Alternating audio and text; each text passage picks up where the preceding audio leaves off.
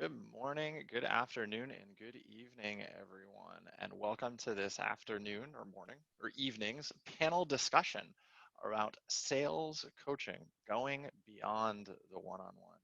I'm really excited to be joined by both Mark and Martijn. We're going to be diving deep into some pretty cool topics. It's pretty special to have Martijn here, as well as you'll hear. Here.com has some very awesome takes on how to handle things in a fully remote world. But we're going to give folks just a few minutes to get started and get dialed in before we start to jump into this content. So just sit tight, grab another cup of coffee or an afternoon snack, and we'll be going in about a minute and a half. And we were just discussing as panelists before we went live our Zoom pictures, and Martijn was telling a story. His is from how old was that one? That your initial one, was it 10 years? No, no, Something no. like that? 7 years. 7 years ago. 7 years. I wish. No. It's funny. It's now that we're all in a Zoom world, it's like there's a lot of different headshots. Like mine doesn't have hair, but it's definitely like the first professional headshot I ever had from a long time ago. All right, folks, people are trickling in right now. We're going to give everyone just a minute or so more to get in and get settled in, and then we'll start to jump into the content here. This is the Modern Sales Pros Digital Panel on Sales Coaching Beyond the One-on-One. If you were looking for Core 40 Pilates, that's actually the next Zoom over. So just change that last digit and you'll get a good Pilates burn. But if you're here, we'd like you to stick around. This is some pretty cool coaching conversations too. And I promise that's the last joke I'll make today. All right, gang, let's jump into it. Thank you so much for joining us today. We're going to be talking through sales coaching, going beyond the one-on-one. And today, this is it. We're in the welcome right now. You heard my corny joke. We're going to talk a little bit more about the theme. We're going to dive into any of the questions that folks have, and then we'll get going. But before we do that, let me hand it off to Mark from the Ambition team. Today's content program wouldn't be possible without the generous sponsorship of the team at Ambition. Yeah, thanks, Richard. Hi, everybody. I'm Mark McWatters. I lead the sales team at Ambition. We are coaching and gamification software for sales teams. The problems that we are solving around sales coaching is typically sales coaching doesn't exist. You've all probably been victim of the drive-by, hey, you good? I'm good too. I'll give you that 30 minutes back celebration. That's not effective, right? So sales coaching doesn't happen. If it does happen, is it documented? If it's documented, is it tied to KPIs?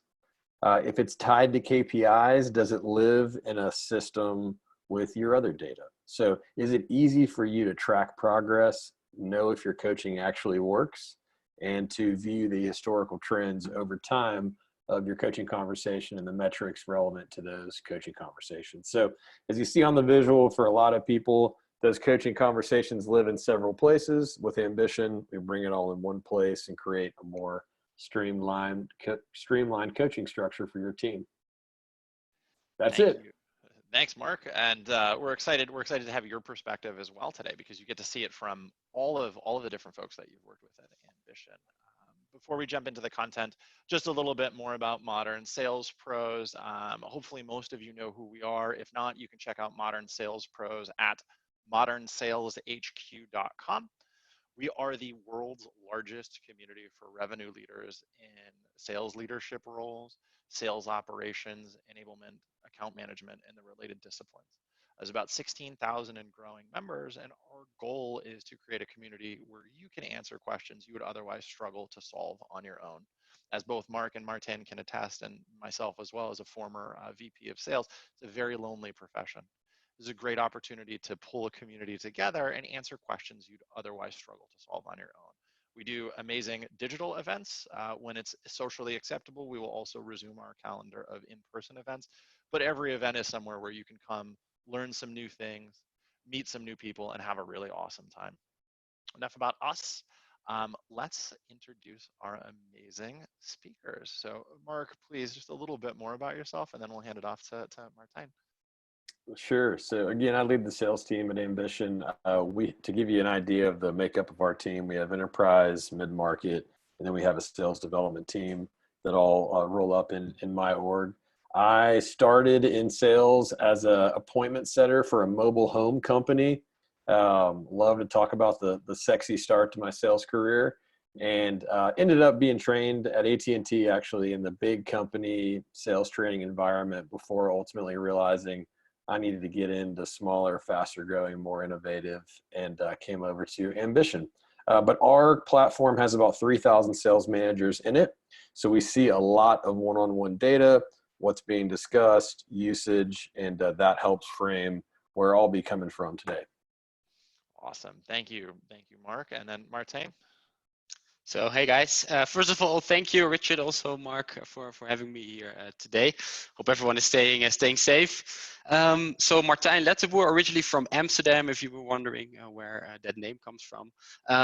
Studied business. After I finished that, moved to Berlin to start working for Audi Bene, as well as Adhere.com. I'm going to tell you a bit more about that in a bit. Started there in sales operations.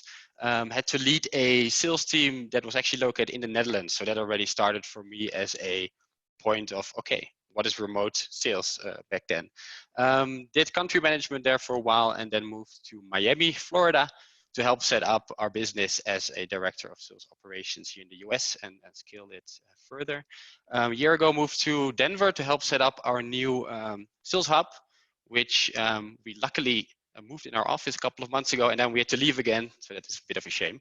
Yeah, did that for a while, and now actually responsible for our partner Success, which is basically our big provider network of audiologists to do also remote training for them. And we're excited to have Martijn here as well, and he's going to actually give a little bit of an overview of Here.com and why it's special in a second. Just 2 or 3 housekeeping notes as we dive into our content today. The recording will be provided afterwards. So everybody that's on right now, don't worry about furiously scribbling down notes. You're going to have the full recording in your inbox, usually about 48 hours after we're done with the session. The second, and this is as important, please do use the Q&A panel. That allows us to make sure that we're capturing the fullness of your question. We have a couple pieces of slideware here, so we may not answer your question right away, but please do submit that, and then we'll do our best to make sure that that gets answered as we're going through things. So with that, I'm really excited for this content. So Martijn, I'm going to hand it off to you for just a quick overview, and for folks on the line, this is a really important context. I think what they're doing at Here.com is unique in so many ways, and I hope we get that from Martin, and it's a good foundation for the rest of the conversation. So with that, Martin. Yeah. So 8 years ago, our founders started Audi Bene /Here.com. Audi Bene is the European name. As you can imagine, the hearing care industry was one of the last one touched by the internet. Old people buying hearing devices. How do you get them? Through TV ads, local newspaper, friends and family, doctor. That was about it. But if you look at the whole industry in general, the baby boomer generation, of course, they are online quite a bit, actually. But still, there is this gap between people purchasing hearing devices and the people that need a hearing device. Actually, 10% only of people with a hearing impairment currently wear some sort of hearing aid.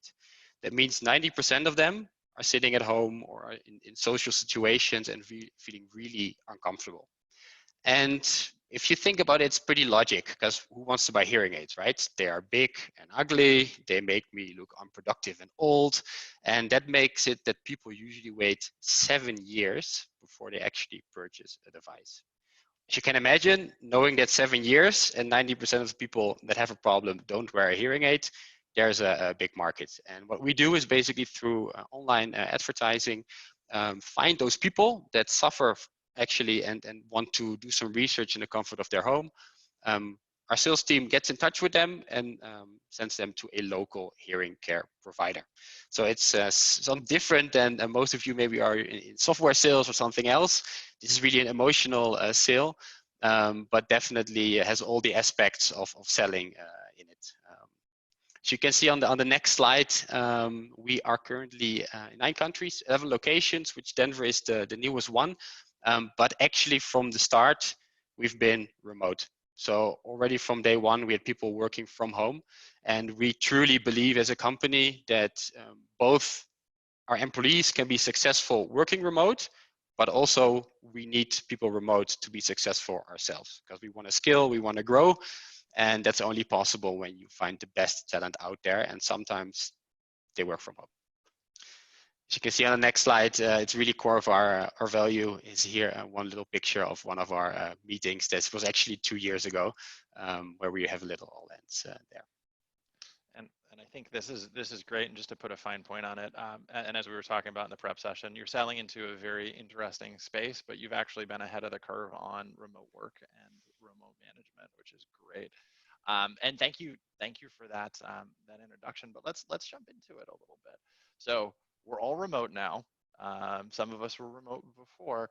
When we think about coaching, it become different because I can't just pop in for a second and say, hey, Mark, that discovery call didn't sound like it went all that well. What are some of the best practices that you've seen? And Mark, let's start with you. Just some of the table stakes that you've seen, and then Martin, we can kind of jam on this from there.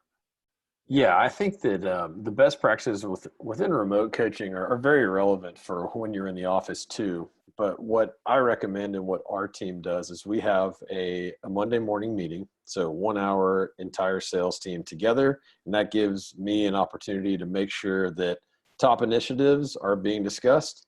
We have team feedback. We make some team commitments. Then we have our one-on-one. So I do all my one-on-ones Monday, Tuesday, 45 minutes each seller, where the same themes are being discussed again, in addition to things like pipeline and whatever else the seller needs. Then on Friday, we have a recap session where that same initiative, the same touch points are being discussed. The reason I bring that up is in a remote environment, this scheduled multiple touch points becomes critical at driving change. We're all experiencing a ton of change right now, and you need multiple scheduled touch points to ensure that message is heard. So this obviously gets supplemented by things like Slack and email and ways to further communicate. But the face-to-face, the video on, is the best way to make sure you're communicating that new change. And I think that's a great point. And Martin, as an organization and as a leader who's been at an org who's primarily been remote, what are some of the tips and tricks you have over the 9 years or so that you've been a part of it? Yeah. So in the end, it's a decision, right? You also mentioned it's a bit weird to just drop in there and say, hey, let's discuss this call. But it's an active decision to make this part of your culture. So for us, it is already embedded, and I don't even think about it anymore, that I don't just type to someone like, hey, how's it going? Can I give you a quick call? I just call people. And when I mean call people, I video call them. It was one of the things that we implemented already when I was in Berlin, is that every touch point you have with your team is through video. And this was a while ago, right? When it was still pretty new. When I came to the States, actually, I figured that a lot of the consultants were using, back then I think Skype for Business, now it's Zoom, but they were calling without video. And we at one point said, no, stop. You know what? When you communicate with people from home, especially, let's have video. Because we want to share that culture, share the things, and it's an active decision that will take a while, but it definitely helps. Yeah. I think that's great. And Mark, you had mentioned one-on-ones and kind of stacking up your one-on-ones back to back. That the deliberateness with which you just described, that's probably a little bit different than some sales leaders are used to, right? The flyby one-on-one. I think we've all been a part of that. Yep. Best practices or tips for folks on maybe the structure of that meeting, or is there a standing agenda that you use? Like, how do you approach that with both your team, and then what are you seeing kind of from Ambition on out? Sure, absolutely. So there's definitely a structure, and there's definitely a right way to do this. So when the one-on-one happens, what we also see a lot of that I've been a part of previously is we sit down, there's no agenda. We end up shooting the breeze for 15 minutes. We might talk about that one deal you're worried about, and then we look at that as a success. The way to do this is to approach the meeting with the agenda ahead of time. The way I do it, 5 questions. The first question is highlights and lowlights of last week. By the way, none of these 5 questions should be how many calls did you make? How many open opportunities do you have in stage 4? That's table stakes. You should be able to see that already. But highlights and lowlights, a call that I should join or a call that I should review. Talk one pipeline deal where you're stuck that you could use my assistance. We do talk about what looks good for the month and the quarter, and then what else. So there's a pipeline focus. There's certainly a highlights and lowlights. But my sellers have this ahead of time, and they fill out the questions before we get there. Why do I love that? Because it shortens the amount of prep I need to do for the one-on-one. So I can walk right in, have the answers to the tests. I know what they want to discuss. We're on the same page immediately. And now we get much more out of that hour. The same goes for our clients. If you can put the questions in the seller's hands earlier, they can create a thoughtful response that they put forward that's submitted to you. And then you both walk into the meeting with, again, those answers to the test. I think that's great, and I think it's an interesting dovetail into the next kind of subtopic here. And Martijn, one-on-ones are great. How does the career pathing and career discussions work for you at a fully remote or mostly remote organization? Yeah, it actually all starts with one simple question, right? What do you want to achieve here? And that can be personal growth, going into a manager position, but it can also be financially driven. I want to have a certain commission check. And what I see all too much is that a lot of goals, targets, etc., are very driven top down. Guys, you need to set this many meetings a day. This is what you need to hit at the end of the month. Makes sense. I agree. But let's flip that question. Ask the question, hey, how much do you need to make at the end of the month? Okay, great. So how many sales is that a month? Okay, how many meetings is that? How many dials do you need to make every day? Etc., etc. And I think it's even more important remote because you don't have that interaction at the coffee machine, or you don't talk to them after work over a beer or whatsoever. You need to have crystal clear that other person at the other end of the line, or maybe the other end of the state or the country even, that you know why he's in it. What drives you every day? Because you don't have that feeling, you cannot see them mingle with their colleagues and know what's about. So I think having that crystal clear from the start, what are your goals, is the starting point for long-term development. And even remote, it's more important. Yeah, I think that's a great, and I think when we were doing the prep, and I'll say this a few times, and I'm sure Mark and Martijn will as well, some of what we're talking about here are just coaching best practices. It's not just remote. It's not just in crisis. Some of this is table stakes for how you can approach and grow your team. Mark, I'm going to pose this question to you because I think it kind of builds on what you were saying before. What changes have you made to your one-on-ones during this time period? Were they always 45 minutes? Have you adjusted the agenda a little bit? Be curious to hear that. Yeah, that's a good question. The main thing we've changed is I want to know what people are hearing about COVID-19 inside of their opportunities. So one thing that's often missed in the one-on-one is, let's say you do have your 5 questions. Well, you might use those 5 questions for months at a time. And the reality is those questions might be stale. So when you're in the middle of COVID-19, if you're not discussing the elephant in the room in your one-on-one, you're missing a big learning opportunity. I mean, I've been joining even SDR one-on-ones because they're the ones who are touching the prospect all day, every day. And I want to know what they're hearing, right?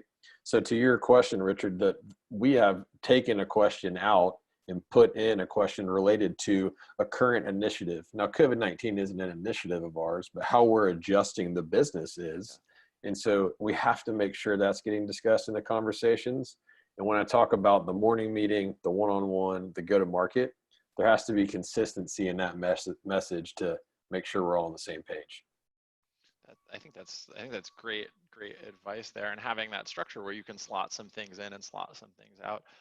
Martin, having had a fully remote team, have you made any adjustments now that we're kind of in a not just remote but also this pandemic? So actually not that many. I can be truly honest here. The core setup stayed the same, but I have to say, again, you miss talking to people after an all hands over coffee or whatsoever. That's not possible also in our offices. So what we really did do, we had a couple of core company messages throughout the last couple of weeks and months now that of course impacted individuals. So what we did do is every time after we had like a company all hands, we made sure that you touch base with every individual at least for 30 minutes to answer any questions, follow up on any unclarities, because I cannot see everyone's faces when they got certain messages, right? So it's just more one-on-ones instead of really changing the setup. That's good too. And I think you've also said you do a little bit more of the drop-in informal checkpoint via video, which I think is Yeah. great. Like and I'll say this on our team as well. We have kind of a rule where if we're having a Slack conversation or a text conversation and we're going like this, we're not connecting, it's immediately escalated to a video chat, and it solves so many little snafus. Um, and Mark, actually, this is a question for both, but let's start with Mark. And I think it's a good meat and potatoes question about motivation at a fundamental level. And this comes in from Vishal. As a manager, if someone, an AE that you had work for you, kind of when you're talking about those goals, right? Say my goal is to make money, my goal is to hit quota, my goal is to become a sales manager. Feels like those are big three motivations. Are there others that you've seen that keep AEs fired up and going? And Mark, let's start with you, and then we can talk Martin. I certainly have perspective on this too. Yeah. I mean, the one that jumps out top of mind would be I want to be number one. If you think about your top performer, I don't think they're very motivated by their quota because they know they're going to crush their quota. Now that top performer might be motivated by the commission tier they get into at the next level of their quota. But I certainly have people on my team and have had people in the past where their main motivation is to be number one. Because if I know I beat Richard, I know I've crushed my quota and I've made a ton of money, and I've made more money than Richard, right? There's that competition element that is very healthy if done right inside of an organization. So the main one that jumps out is I want to be on top of the leaderboard. But otherwise, yeah, I think you're pretty in line. I want to hit my quota. I want to get promoted. I want to make money. I think within our company, when it comes to motivation, you have so many layers, right? We have company-wide initiatives where all 200 sales reps can compete for. We had a trip to New York or even a trip to Berlin. I mean, those can really fire you up. But you can do that on a team level. Great. It also gets some more team bonding. But as you can imagine, you cannot always go really hard on great prizes and great trips. So what I've seen also is that within teams, and we give all the sales leads also their own responsibility. They have like a, let's say, sort of budget that they can spend. That even the smallest thing, like, hey guys, who sets 2 meetings before 12 wins a free lunch? I can see for a lot of people that also works really, really motivating. It doesn't always need to be like a long-term thing, but even like the small ones, the small wins can really fire up a team. I think that's a great point. I want to call attention to something Martijn said a little bit earlier, and this is maybe a little bit too philosophical, but it starts with why, right? Like winning is great. Why you win matters so much more. Are you playing to put your next kid through college? Are you in sales because you want a closet just for your nice shoes? Are you in it because you want to learn how to build a business? Are you in it because you want to, just win and you love the competition of it? It really, really depends. But understanding that underpins that next level, which is, yeah, I want quota. I want a W-2, 8 figures or whatever it might be. That I think also helps drive some of these coaching and motivational aspects. And Richard, if I can add, we do a ton in competitions as well. And what's fascinating to me is that the most effective competitions that folks run on Ambition, and again, we're talking thousands of competitions, are typically team-based competitions where you have Martijn, who's an A player, and Mark, who's a D player, but we're on the same team. And so guess what happens? Martijn starts coaching Mark, and the peer-to-peer coaching that happens inside of this competition is a big driver. The other part there that I wanted to add on just motivation, even for salespeople, and I know I'm going to get some eye rolls out there, but it's not all about commission every time. Like there are the visibility inside of performance can be massive. I mean, I think about one client of ours who the best competition they ran, was team-based, where 3 levels up, they knew that boss had a TV in their office watching the competition happen. And it's not that they were afraid of that guy. He's so important. Oh my gosh, his name was Pat. Pat is watching the competition. Like that visibility was huge to their results. So there are ways that you can motivate your team that don't have to do with $1 every single time. And sometimes just the visibility can be the secret. I think that's a great point, and also what Martijn said, I think is also important here to think through what are the little things that you can do, and it depends a lot on the, if you're running a team of enterprise AEs and the average sale price is $600,000, maybe that doesn't work. Some of the things Martijn mentioned, but if you're running a team of SDRs, it's a big deal to get free lunch or to get a couple $100. Those things, it may not be a lot for us, but it is a lot for them. We're going to move ahead now, and we're going to talk a little bit more about the metrics and the KPIs that we have coming in here. So go ahead and submit questions as they come in. We'll field them as you see here. But let's jump into this and talk a little bit more. Now that we're in this fully remote world, what are some of the KPIs that you see, Mark, and some of the things that you're doing to drive accountability? I think we hit on it a little bit, but it'd be great to see some of that next level of depth here. Sorry, I'm mixing up Mark and Martin, and we're so close. Who's up? That was Mark. That was Mark. Sorry about that. Okay. No. All right. So we are looking at, so for our account execs, the way we are using our KPIs remote really hasn't changed.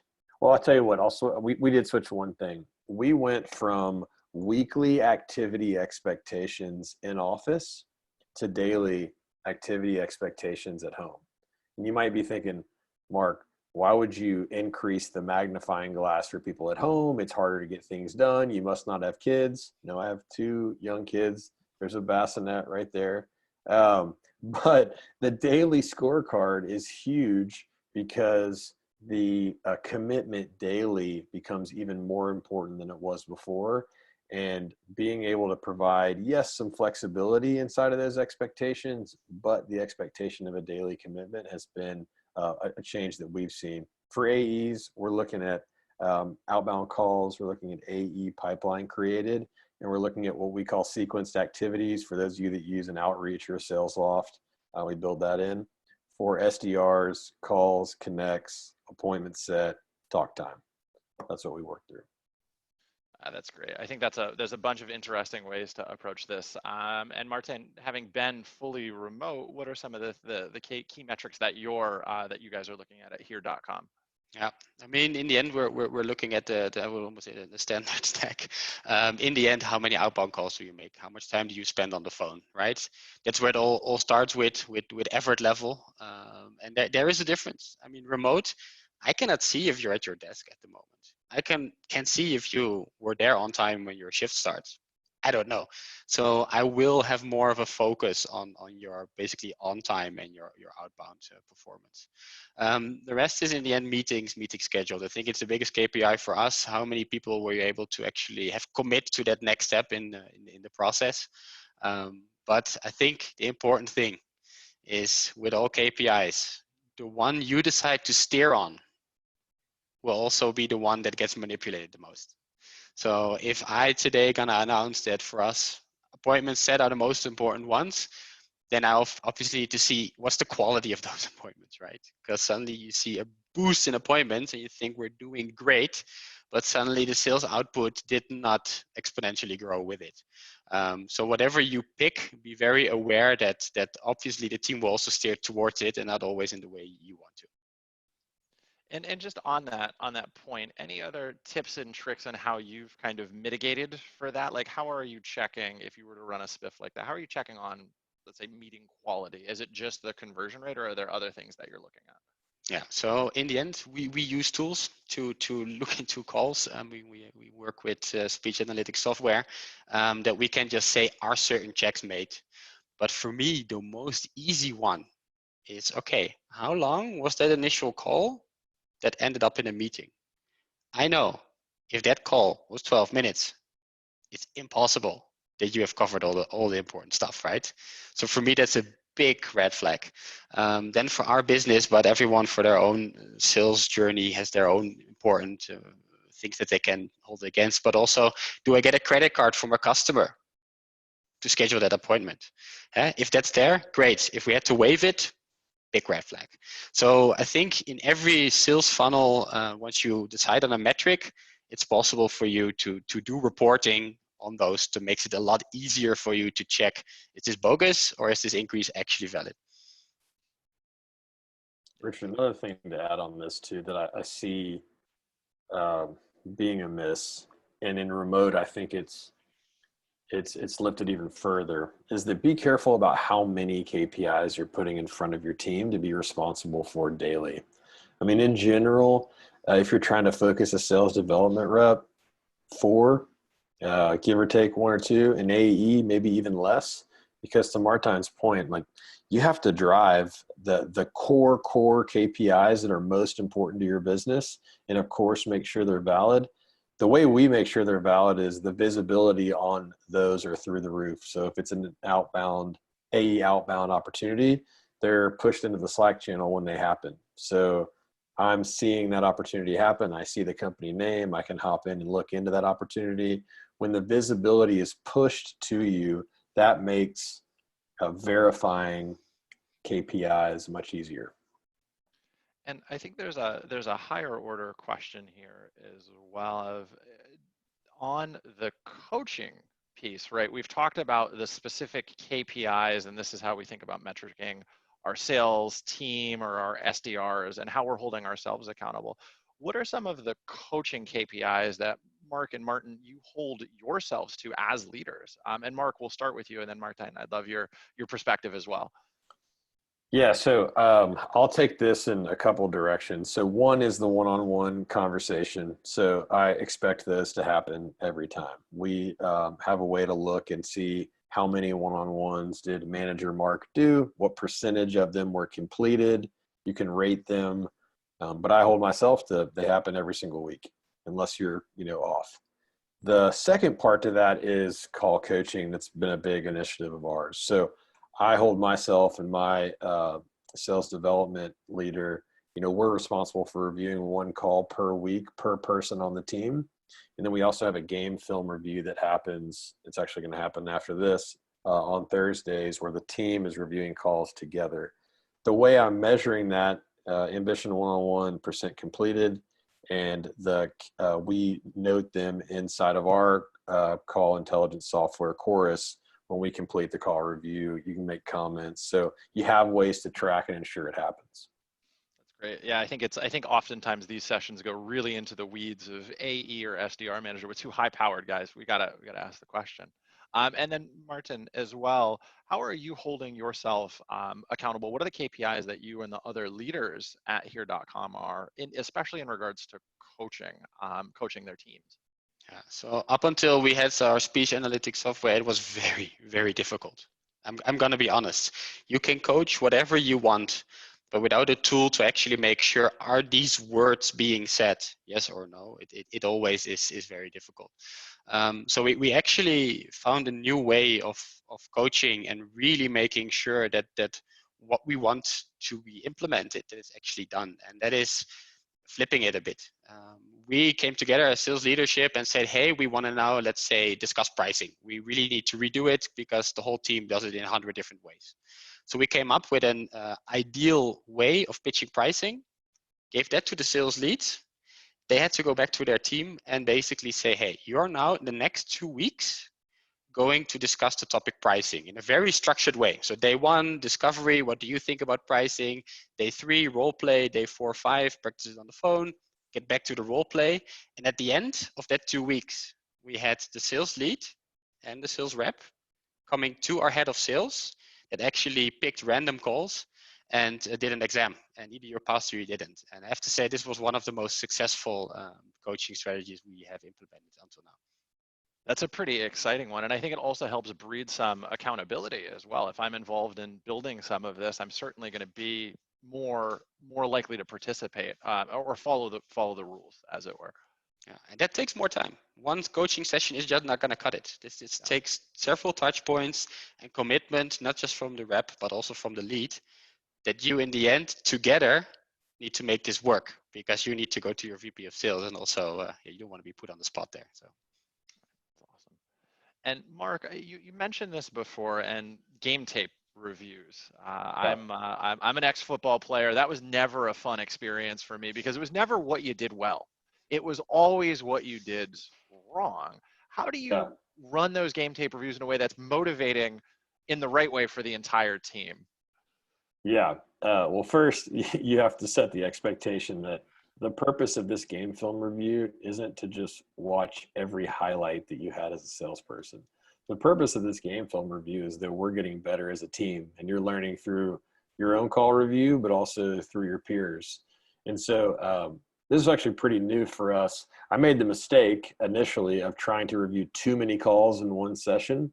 Now we have it down to 2 calls in a 1-hour session. We're doing a 25-minute cut of each call, where we're pausing and giving feedback and asking, where would you have gone next?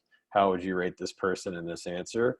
But that game film review is, if you set the right expectation, what I find is that the best leaders know that, Mark, VP of Sales, can give advice all day long. But if Richard and Martijn are on the same team and Richard gives Martijn advice, he's going to take that quicker than if I give him advice, because Richard's crushing quota in the exact same role that Martijn's in, right? So setting up game film allows for that peer-to-peer accountability too, which, I don't know about you, but me as a leader, that's the kind of culture I'm trying to create. It becomes almost self-sustaining, right? Where we're all pushing each other to get better, and someone maybe wins and someone else doesn't win as much, but we're all getting better together. Yeah, and you have, if you're using a recording software, you have transcripts. Even if you're not, by the way, and I just learned this. So Zoom, we have, I think, a Zoom Pro account, which has audio transcripts as part of it, and they're really good. So you can look at those audio transcripts of a game film or of a manager coaching or of a one-on-one, and you're able to see what exactly was discussed in conversation. So if you're a Zoom client, you may already have the option to do that. Yeah, and I think the part 2 that Mark mentioned is just being deliberate about it. I think that's a great point, where we're not going to just do call coaching and it's, what is it going to be? Be deliberate about that. And I think that can be motivating for the entire team as opposed to demotivating for certain aspects. And Martijn, I want to tee this question up for you. This came in actually as part of the registration process, but I think it's good for everybody. How do you keep a sales team engaged while working remotely?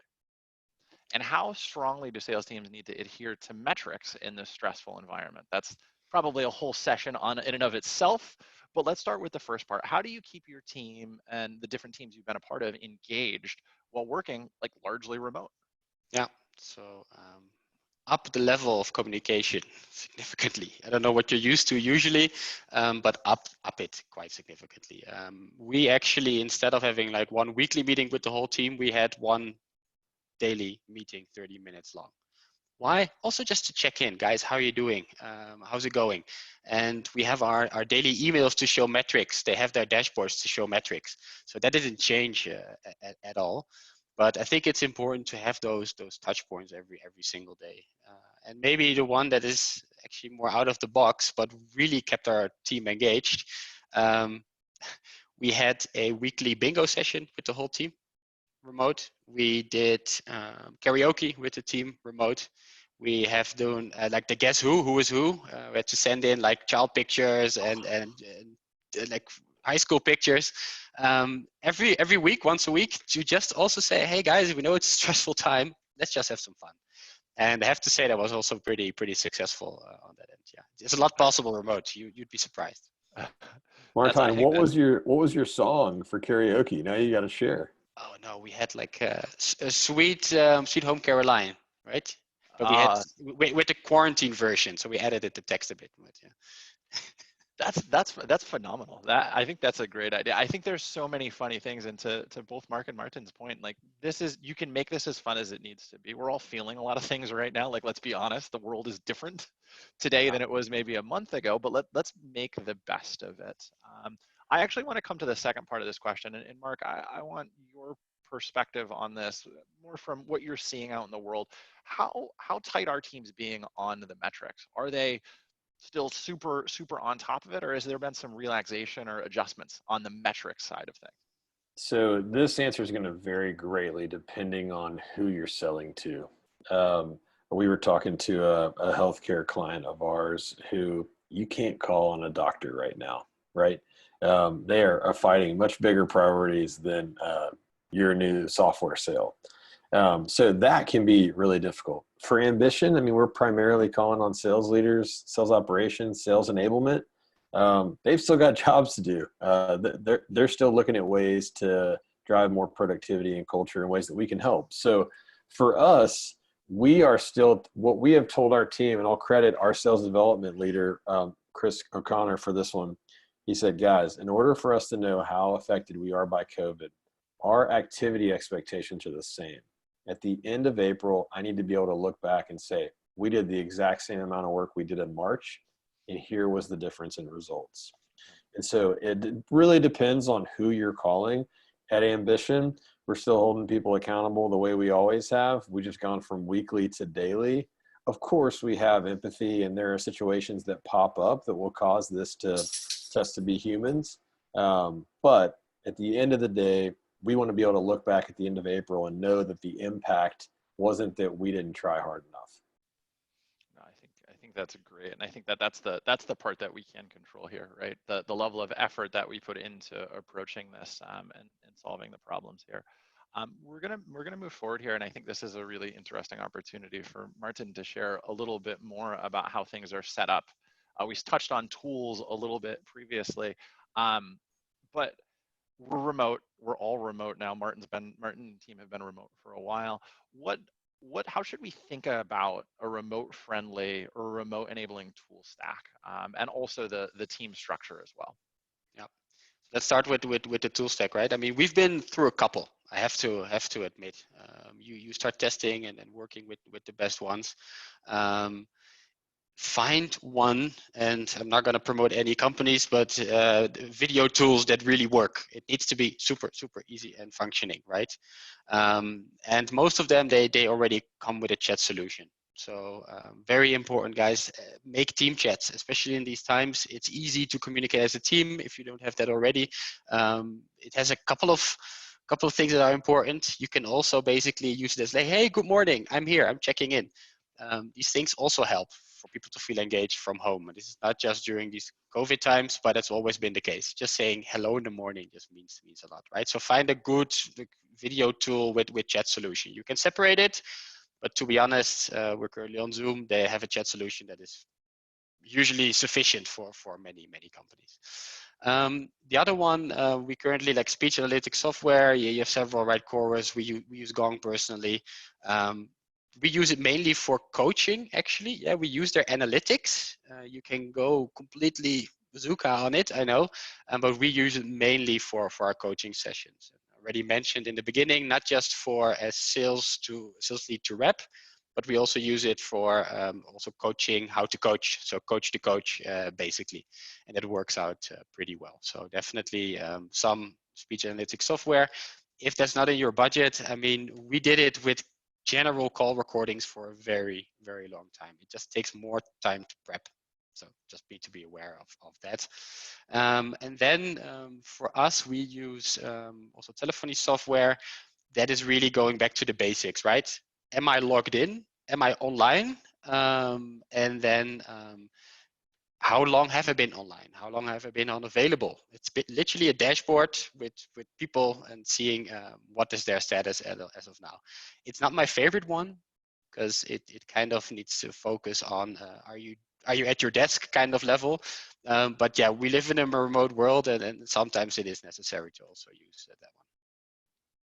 I think that's great, and I think there's a lot of interesting tools, and there's a whole plethora of tools out there. It does sound like that could be a little bit.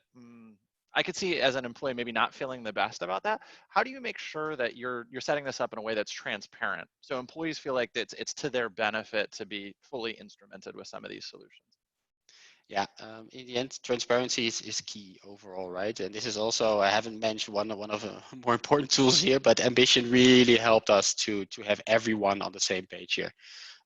What I really like there is there's so many tools out there, and one extra tool is more hassle to implement it, get everyone on board, etc., etc. And definitely with starting with Ambition, it was for us way easier because everyone could see everyone working all day long, and it updates throughout the day. So talking about full transparency, that really helped us. Yeah. That's awesome. And now, I mean, that's how you've been set up, and you've evolved that stack. Mark, what does the stack look like that you've put in place at Ambition, and what are you seeing kind of out there in the market? Sure. So we CRM Salesforce. We use Outreach for sales engagement. We're using Ambition around gamification and coaching, and then we use Chorus for our call recording. Those are really the core four, if you will. I mean, we use ZoomInfo and some other like contact finding software, but that's really what we put together. And one of the things that Martijn and I've talked about before that I really like this concept of, it's like an accountability tech stack. And I don't mean that in a big brother bad accountability way. I mean that as in there's very clear expectations on what success looks like. The manager employee relationship is extremely transparent. And nowadays in 2020, I mean, you have to provide the path to success if you're a sales leader.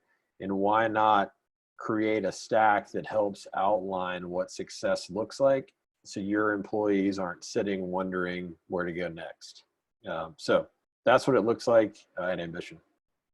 And I think that dovetails back into something that Martijn had said earlier. We're really working backwards from what they're in it for. Hey, this is the metrics that you need to hit. Here's where we're going to measure success. This is what we think success looks like. Yeah. Just one point on that, Richard. It needs to be, the goals are available for everyone. They're very transparent, right? A lot of these tools are only necessary for the rather lower performing half, let's put it that way. I mean, we all know the most important thing, and I really want to have mentioned this, if you have people remote, hire the right people. Discipline is not something you can teach overnight, and if they haven't done that the last 30 years, maybe you're going to change it the next month, but not very likely.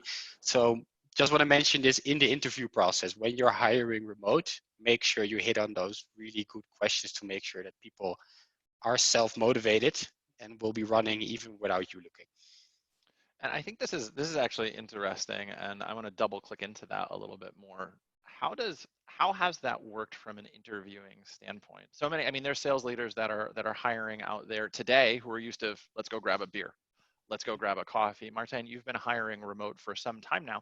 What questions do you ask, and what's that process look like? Just a little bit. We don't need the whole recipe. Yeah. So first of all, hiring in general, good salespeople is of course a challenge, right? Hiring them remote adds another layer on top of it. But knowing that what is the most important working remote, just like I said, that discipline and that intrinsic motivation of being successful. So how do you really hone in on that? Even the most simple questions, like how do you structure your day, or at your last job, how does it work? Tell me in detail. You'll see the difference between someone who can literally tell them, I had block A, B, C, then I did this, came back from lunch, and then went on, of people that says, yeah, usually I go to my desk and I start calling some leads, go through my email, big red flag for me. It needs to be very detailed and know what's to be expected. And I guess that there's tons of questions you can ask, but really hone in on that. Do you have a structure in mind for yourself to be successful? One other one is my favorite questions. Everyone wants to work from home because it's fun and nice. What do you think are the disadvantages for working from home? If they cannot come up with good reasons why from home would not be nice, also a big red flag, because you should be knowing that being at home all day alone, there's some disadvantages there. I think we're all feeling that now, and probably have a much better answer today than we would have maybe 3 or 4 weeks ago. I would fully agree. Yeah. I think this is great, and I think there's been a lot of discussion of sort of accountability and impact. Are there any metrics that you've seen? And Mark, let's start with you. Are there any metrics that we can look at that say, hey, our team is now operating in a more accountable fashion with regards to some of what we've talked about here today? The way we measure it is just percent attainment. I mean, what's important to focus on here, though, is I don't mean how much money did they close. I mean, what the activities, the things that they control 100% of. There's no reason why they can't do A, B, and C. Well, what we're just tracking is what percent of those we actually create what we call an activity score, which is a super score, one metric that is indicative of multiple metric attainment. And by using that, we're able to look at the accountability of those activities. I know there have been questions before about like, do you change quotas in an environment like this? And I think, again, it varies greatly on what industry you're in and who you're calling on, and what roles. Certain roles are affected more than others. So I saw a study the other day that I think 62% of sales leaders said they've already adjusted quotas in Q2. And I have a hard time disagreeing with that, because I imagine they're in areas that are affected, because so many are. So my recommendation here, to kind of boil this down, is focus on the activities they can control 100% of. Make sure they deliver on those. Those are the controllables. The outcomes, there's a lot of gray right now. And as a sales leader, you have to sympathize a little bit with some of that gray. I think that's a great point. And there's probably another hour that we could spend on quota setting and metrics adjustment now. And I think I'll echo from the modern sales pros perspective, what we've seen is it's the large majority of our members have made adjustments to quota or have made adjustments to metrics to line up with reality. Asking me to go run a 5-minute mile right now, you might as well make it 3, because it's not going to happen. So being honest about what the role of the quota is and the metrics is super, super important. And they'll remember this, your A players will remember being asked to run a 5-minute mile when that was unrealistic during these times, when all is said and done. So true. We're going to move into the live Q&A. We've had some questions that are already coming in, but we're going to move on formally. So put any questions that you have in the, what did I just do? There we are. We're going to move forward here to the live Q&A, and then any questions that do come in, we're going to do our best to answer here in the next 10 or so minutes, but we've already got some good ones that have come in here. So we're thinking about this, the question that we just hit on, right? Quotas and making those adjustments. And this comes in from Colleen, and you guys can speak to this personally if you feel comfortable, but have you made adjustments, Martijn, to the quotas of your team? Or have you made adjustments? And then Mark, same question. Have you made any adjustments to the quotas of your team? Yes, we had to. Very, very simple, because it's one oiled machine, right? And when the machine starts shifting and suddenly we have 3 tires instead of 4, you need to make adjustments. So I think what Mark just hit on is everything that you can control, which is input, is effort. Of course, that needs to stay the same, right?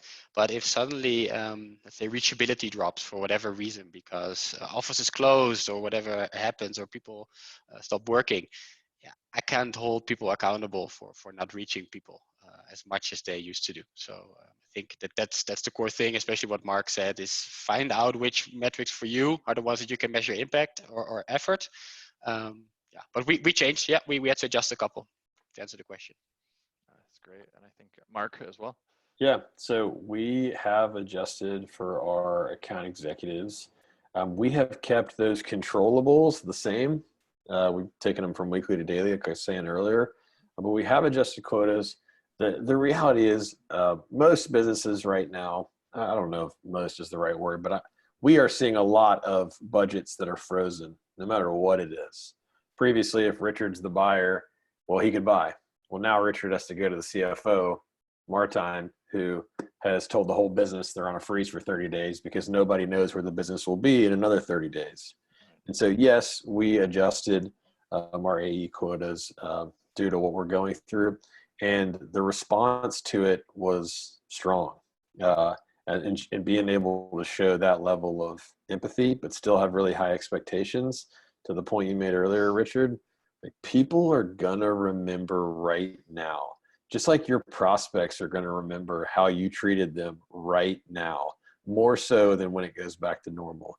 And so there's this heightened sense of awareness in doing the right thing, which has been pretty neat to see how many companies have responded in a positive way.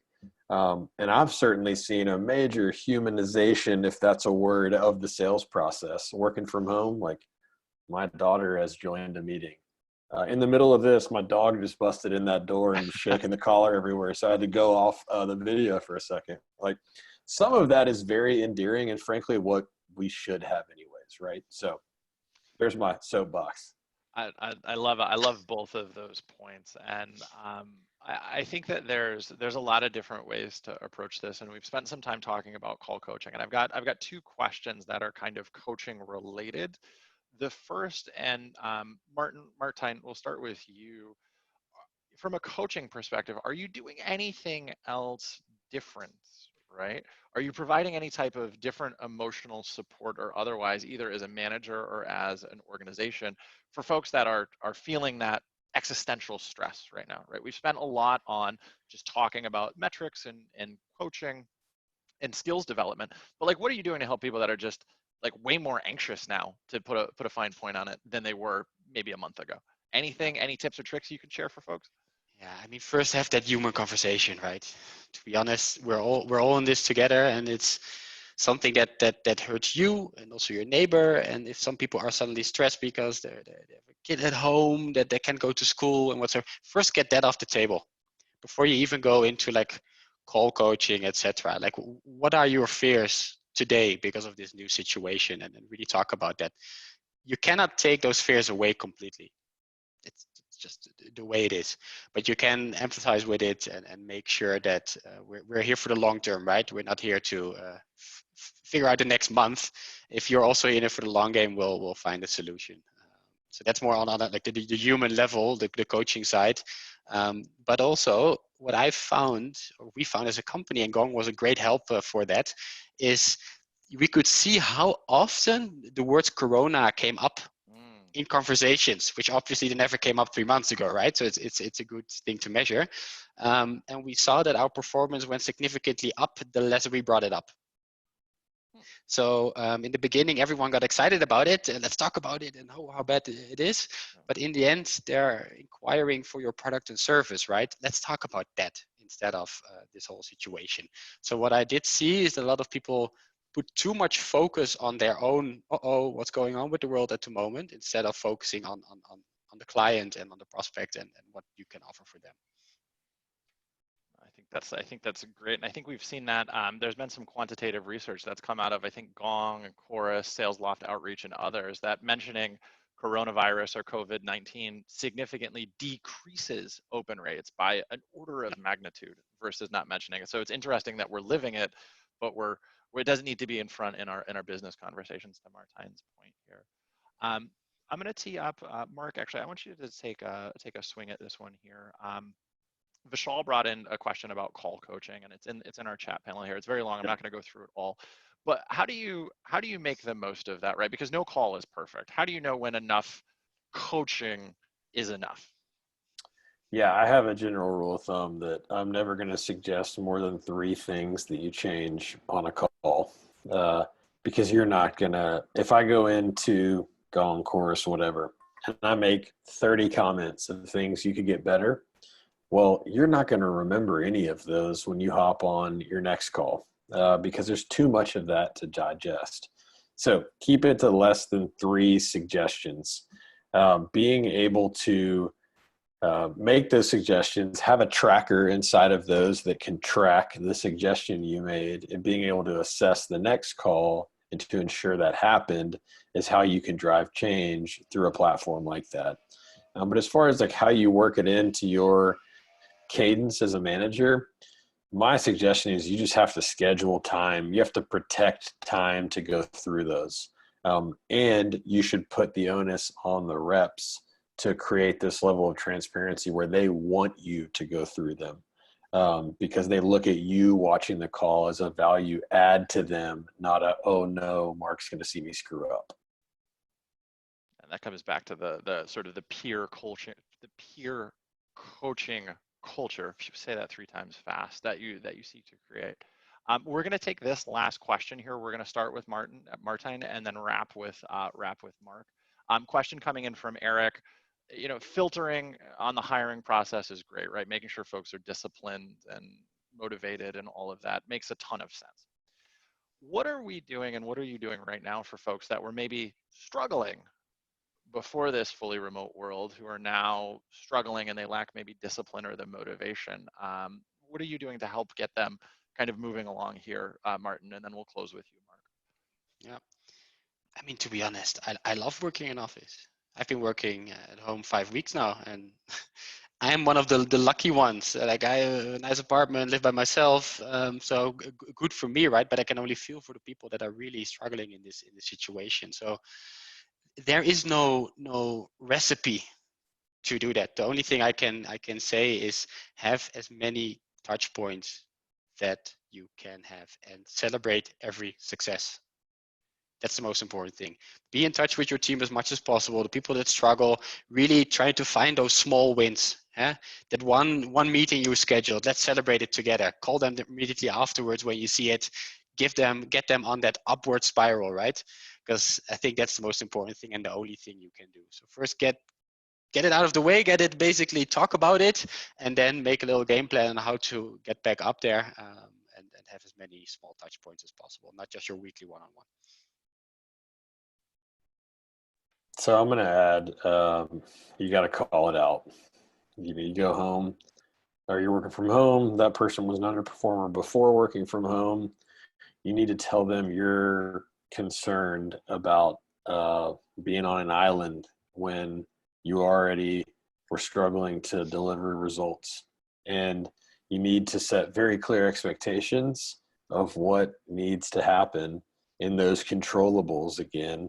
And maybe it isn't daily, maybe it is weekly, but setting clear expectations, tracking those, however you can track those to ensure they're delivering, creates a place where an underperformer has a clear idea of what success looks like and a very clear deliverable that frankly they can't hide from. So what's interesting is I've seen this in some of our bigger like Fortune 100 clients, is they were the ones who were most paranoid about sending somebody home because they had never in a million years thought, I'm going to send, this call center employee home. And the reality for most of them is productivity has actually gone up, and they framed it in a way that, hey, if you want this to be the new norm, you better deliver when you go home. And that can be a really powerful message to an employee that never in a million years thought they'd get to work from home, and now they're excited to work from home. Well, guess what? Like the magnifying glass just went up to see how this goes. So this is your opportunity.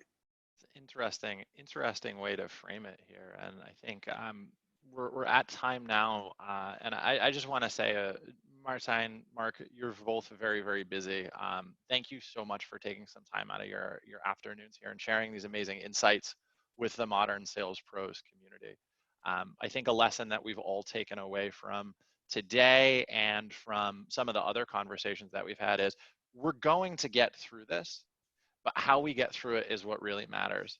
And having that level of empathy and understanding that, it's nice. I'm socially distanced right now. Seeing Martin pop up on a video chat is exciting. That's great. Let's make the most of this experience, because our teams and our employees and our customers and our prospects will remember.